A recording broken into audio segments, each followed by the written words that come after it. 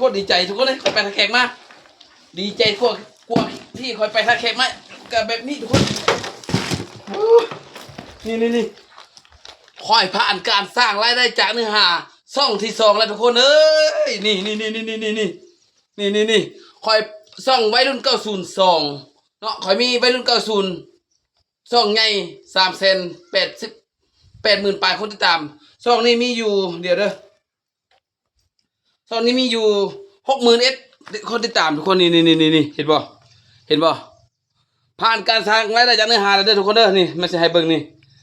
ตอนนี้มันเป็นแนวคือติดแดงคอยไปได้ลงคลิปโดนทุกคนแต่ว่ามันได้การสร้างรายได้จากเนื้อหาเรียบร้อยทุกคนเอ้ย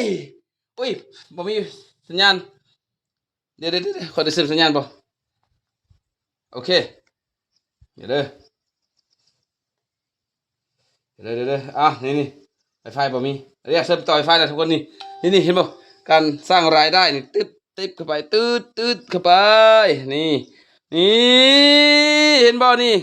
การสร้างรายได้จากเนื้อหานี่ผ่านเรียบร้อยนี่ที่มีประสิทธิภาพและเข้าเกณฑ์ทั้งหมดของคุณเย้ฝากติดตามด้วยทุกคนเลยนี่โอ้โหนี่วัยรุ่น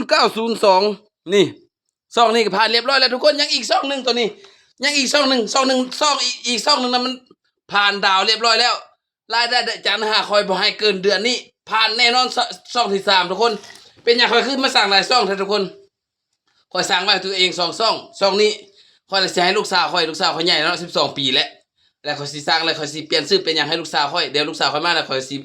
สอนลูกสาวคอยแล้วให้ลูกสาวไปหาเงินเองเนาะไปเฮียนเต้นเองไปเฮ็ดเองให้หาเงินเองเฮียน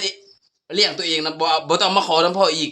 เพราะว่าพ่อสิเอาตัวนี้ให้แล้วลูกไปหาเงินเองเลยทุกคนฝากสนับสนุนในเรื่องซองตัวนี้เด้อเดี๋ยวจะให้ลูกสาวคอย12 ปีแล้วกำลังสิเป็นสาวแล้วทุกคนเลยยังเฮียนอยู่ปากซานม.1เนาะทุกคนเนาะขอบใจเด้อที่ซัพพอร์ตเด้อ